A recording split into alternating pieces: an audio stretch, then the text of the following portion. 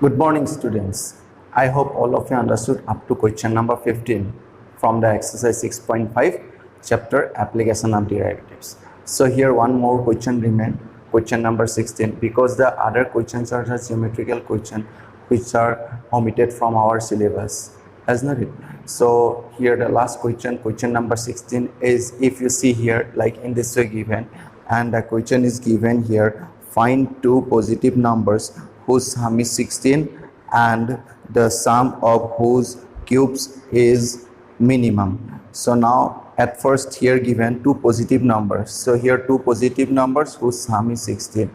So this question is again the same format, same type of question. Here in question number 12, 13, 14, 15, all questions are of same type, isn't it? Just the sum given, or with this some conditions are given.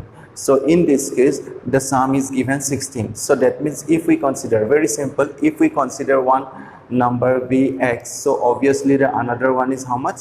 16 minus x, because their sum is 16. First of all we know this one. And the second thing here given, that first of all we have to cube the numbers, so that means x cube, and the second number is 16 minus x whole cube, and then we have to add these two. And what we need the result minimum. In this case we need the result minimum. So let's see how can we do this one. So first of all here if we consider the numbers, so that's why here the numbers are we consider, let one number be, so here we consider let one number be x. In this way you have to write let one number be x. So therefore the other number, so therefore the other number b, what you have to write here, other number b, obviously we have to write here 16 minus of x. Reason behind, the sum of two numbers is 16 here given. So if one number is x, so obviously we have to subtract from the 16, so that's why these two here we get. So according to our question here, first of all here we have to write let fx, so let fx equal to, if you cube this one, x cube, and here the second one is second number is 16 minus x, so that's why here we have to write plus 16 minus of x whole cube. So the sum of the cube of the two numbers, so that means these two are the numbers, first number is x, second one is 16 minus x. So we have to cube these two and add this. So this one is the given function here given, and this one is we have to prove here minimum. For that reason here all of you know that if we get the function, the first step what you have to do, we have to differentiate this result. So that's why therefore here you have to write, therefore if you differentiate this one, so f dash of x, so if you differentiate this one, ddx of x cube equal to what we get here, this one we have to write 3x square plus or minus. So first of all you see here 16 minus of x whole cube as nothing, so that's why here plus 16 minus x whole cube. So this 16 minus x we assume as an x, so ddx of x cube means already we know 3x square, so that's why here we have to write 16 minus of x whole square using the formula ddx of x to the power n. But we assume this part as an x, but it is not x, so that's why again we have to differentiate this one. Actually here we are applying the chain rule, so ddx of constant term 0 and ddx of x is minus 1, so that's why here we have to write, if you differentiate this one again,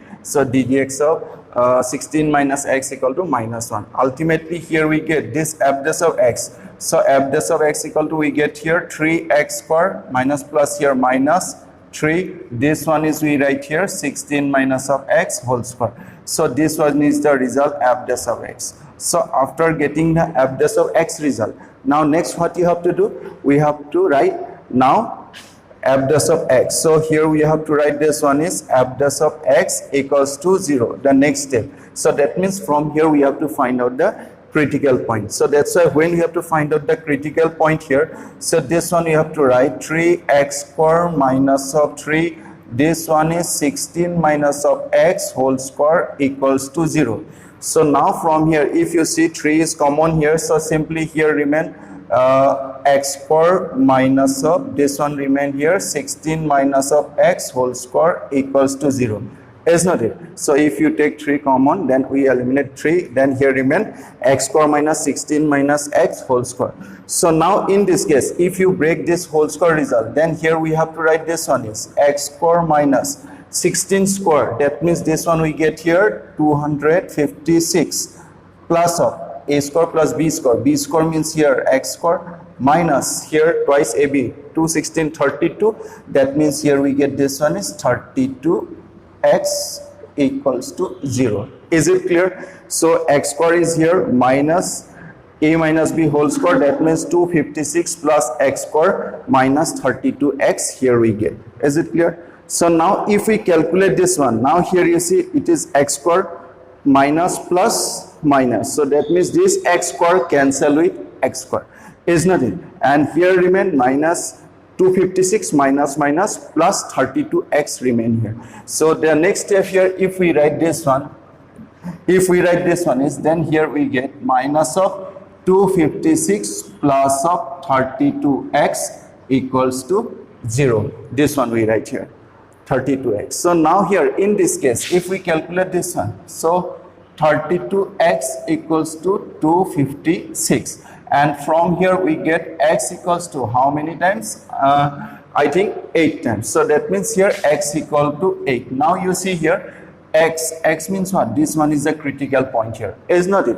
So this one is the critical point here, x equal to 8. Now we have to verify this. At x equal to 8 we get maximum or minimum. For that reason, first of all, what you have to do, whatever we define set, this result again we have to define set. Using the second derivative method, we have to solve this one. So first of all, we have to verify this one. At x equal to 8, we get maximum or minimum. For that reason, we have to define set this one again. So again, if you define set again, so this one is the f dash of x result. If you define set this one, so f double dash of x. So f double dash of x equals to, here we get, you see here 3x square. 3 is the constant term. ddx of x square is what? Twice x. So that's why here 2 3s are 6x. So that means here this result we get here 6x. Then the second one is here it is minus. Now here again you see 3 is the constant term. So that's why here we write. And now if you see here, if you define set this one, 16 minus of x whole square. So again we have to apply here ddx of x to the power n formula. So what you have to write? 2 times of this one you write into this one we write 2 times of 16 minus of x into minus of 1. I think all of you understood this one. Why we get 6x minus? Because here 3 is the constant term. 16 minus x whole square. That means if you define set this one, we get twice x. 2 into 16 minus x. So that's why here we 2 into 16 minus x. But this one is not x. So that's why again we have to define set. ddx of 16 constant term. ddx of x minus 1. So that's why here we get this one is minus 1. Is it clear? Okay. Now from here, if you calculate this one, f double dash of x. So f double dash of x equal to, this one we get how much here? 6x. This one is 6x minus 3 to the 6 here, minus minus plus. That means 6 into 16 minus of x. Is it clear? So now here, if you calculate this one, or if you keep like in this way, then it is sufficient. So 6x here minus 6x, this one we cancel. So 6 into 16 here, this one we get 96. So f double dash of x equals to, we get 96. So now we have to verify this critical point. So when we put x equals to 8, so when we put x equals to 8 on this given function, so that's why here we have to write f double dash of 8. So there is no x, so that's why simply we write here 96. So 96 means this value is greater than 0. If greater than 0, what we get? We get minimum. Is not it? All of you know this one. When less than 0, when second derivative less than 0, then maximum. When second derivative greater than 0, then it is minimum. So that means at which point we get minimum? That means at x equal to 8 we get minimum value. So whatever the condition given to us, this condition satisfied here. So that means at x equal to 8. That means the point is here. The number whatever we consider at one number b, the number is 8. So the another number is what? 16 minus x. So in place of x, if we put 8, then 16 minus 8, again then another number we get here 8. Finally, our answer is what? The numbers are here, 8 and 8. I hope all of you understood this question. So in our next class, we have to continue. Actually, not this exercise. We have to continue with some examples. Is it clear? So you have to copy this question. So that means total here we complete 16 questions. So you have to write all the 16 questions properly. So in our next class, we start some, or we have to do some examples. Okay? Thank you.